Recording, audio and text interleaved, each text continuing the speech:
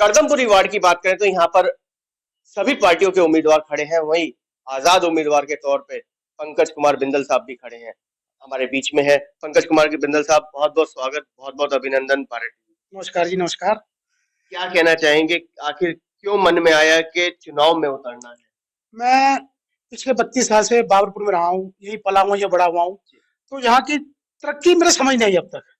बहुत सारी सरकारें आई, हर 5-5 साल में बदली गई हैं, मगर आज भी कुछ सड़कें ऐसे भी बनी नहीं है।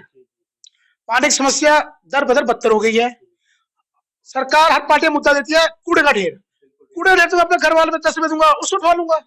ये मुद्दा नहीं है।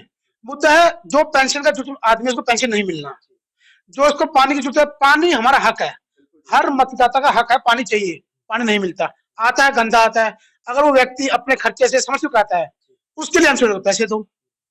कोई एक व्यक्ति 25 का मकान बनाता है, पैसे इकट्ठे करके किसी तरह बच्चों का पेट काट के, जैसे एंटर डालता है फिर पैसे दो।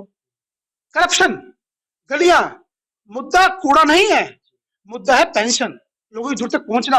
आपको अगर आप बन जाते हो कुछ भी, किसी आप एमएलए बनो, एमपी बनो, किसी सीट पे आ जाओ, मगर आपके तक पहुंचने के लिए एक व्यक्ति को पता नहीं कितने स्टेप तो पार करने पड़ेंगे, किस किस से हाथ पर जोड़ने पड़ेंगे, तब भी उसकी उम्मीद वहां तक नहीं पहुंच पाता। हर बंदा बोलेगा कि खर्चा नहीं किया, तुमने खर्चा नहीं किया। तो व्यक्ति खर्चा के लिए नहीं चुनता, आप लोग को चुनता है अपनी सुविधा के लिए। वो हम पब्लिक सर्वेंट हैं, मगर हमें पब्लिक को सर्वेंट बना दिया, ये गलत है। हमारी कोशिश है जहां तक हम बदलते हैं, नियम बदलेंगे, बाकी टॉर्च हमारे हाथ में है, सेल आपको लगाने हैं, तभी जलेगी। पंकज जी, अगर हम बात करें मुद्दों की, तो ये तो मुद्दे आपने बहुत बढ़िया बताए कि देश 2022 के अंदर कदम रख चुका है, लेकिन करदमपुरी वार्ड की बात करें, हालत बद से बदतर है। मंत्री की विधानसभा में बैठे हैं, आम आदमी पार्टी की सरकार है, फिर भी हालत बद से बदतर है। बदलाव करेंगे अगर आपको जनता चुनाव में देखो जी, जिताती है? हर व्यक्ति कोशिश करता है, उसमें साथ जनता के चाहिए। बिना जनता के साथ तो आप कुछ नहीं कर सकते। हर व्यक्ति सोचता है कि मैं अकेला लड़ूंगा, मगर अकेला अकेला ही होता है। मैं इंडिपेंडेंट हूँ। जिस दिन मैं फॉर्म भरने गया तो मुझे अपने पक्ष में 10 जो इंट्रोड्यूसर होते हैं वो इकट्ठे करने भी भारी थे। किसी ने मेरा साथ नहीं दिया, कहते नहीं। मैंने सोचा अकेला हूं तो अकेला ही चलूंगा, और अकेला ही आगे बढ़ रहा हूँ। आज भी मेरे साथ मेरे 2 भाई हैं। तीसरा सोचता है अरे इसका जाएंगे नहीं है, इंडिपेंडेंट है, कुछ करेगा नहीं करेगा, क्या पता पैसे लेके बैठ जाए। नहीं, बिल्कुल नहीं। बैठना होता तो मैं खड़े क्यों होता, मैं सोचता ही क्यों। बिठाने की भी शायद बहुत कोशिश की गई, लेकिन आप टूटे नहीं, टिके नहीं। सब कोशिश करते हैं, मगर जिसके सामने अपना राष्ट्रीय एक सामने विजन होता है वो कहीं नहीं जाता। क्योंकि हम लोग जब बचपन में आरएसएस में थे, हमने वहां से सीखा है कि राष्ट्र पहले है, परिवार हित बाद में है, समाज हित उसके बाद में है। तो हमने राष्ट्र हित, समाज हित, उसके बाद परिवार हित है। मगर आजकल की जो पार्टियां वो पहले देखते परिवार हित। जब आप आरएसएस से जुड़े हुए हैं तो इसका मतलब मंशा केवल भारतीय जनता पार्टी से नहीं, आरएसएस कभी भी किसी पार्टी को सपोर्ट नहीं करता। वो सिर्फ अपने आप को कहता है कि अपने आप को एकाग्र करो, अपनी शक्ति को इकट्ठा करो, और अपने आप को इतना मनोबल बनाओ कि आपकी संग ना टूटे। ये तो बाद में पार्टी को नाम जोड़ देते हैं। किस किताब में लिखा है कि आरएसएस बीजेपी की है, बीजेपी आरएसएस की है, आप ये कह सकते हो। आरएसएस किसी की नहीं है। करदमपुरी वार्ड के अंदर चर्चा ये भी है कि पंकज कुमार बिंदल साहब को किसी पार्टी ने खड़ा किया केवल और केवल वोट काटने के लिए। अगर ऐसा किया होता तो शायद मेरे पास उस पार्टी के नुमाइंदे साथ होते, उस व्यक्ति का सपोर्ट मेरे साथ होता। मेरे पर्दे के पीछे काम हो रहा है, ये मेरे पास तो पड़ता भी नहीं है।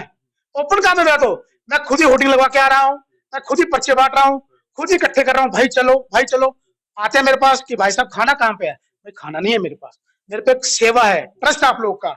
आप लोग का ट्रस्ट है जो मुझे आगे बढ़ाएगा, और उस ट्रस्ट को मैं टूटने नहीं दूंगा, ये विश्वास है। पार्टियां तो और भी थी, समाजवादी पार्टी थी, बसपा थी, और अनेकों पार्टियां थी, उस पार्टी से क्यों नहीं करेंगे? मेरे को अगर पार्टी में जाना होता तो अगर मैं आरएसएस को बोलता, वो भी कहते थे कि आप अभी बैठ जाओ, बीच में सोचेगा वो मिल जाए। और मेरे ख्याल में बीजेपी से अच्छा मेरे पास ऑप्शन था नहीं, मगर पार्टी में नहीं जाना था।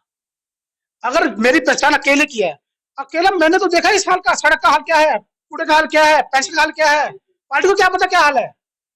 लोकल गली में घूमने लड़के को पता था कि मेरा गड्ढा कहाँ था, मेरी साइकिल कहाँ पंचर हुई थी, मैं कहाँ गिरा था, कहाँ में चोट आई थी। पार्टी को नहीं पता, पार्टी आती नहीं है। जिस तरीके से माहौल बना हुआ है आरएलडी का भी, यहाँ करदमपुरी वार्ड के अंदर बात करें, कमल की भी बात करें, झाड़ू की भी, इनको टक्कर कितना दे पा रहे हैं? देखो जी, मैं कहता हूँ मैं टक्कर नहीं दे रहा हूँ, मैं अपना कर्म कर रहा हूँ, अपने विजन में चल रहा हूँ।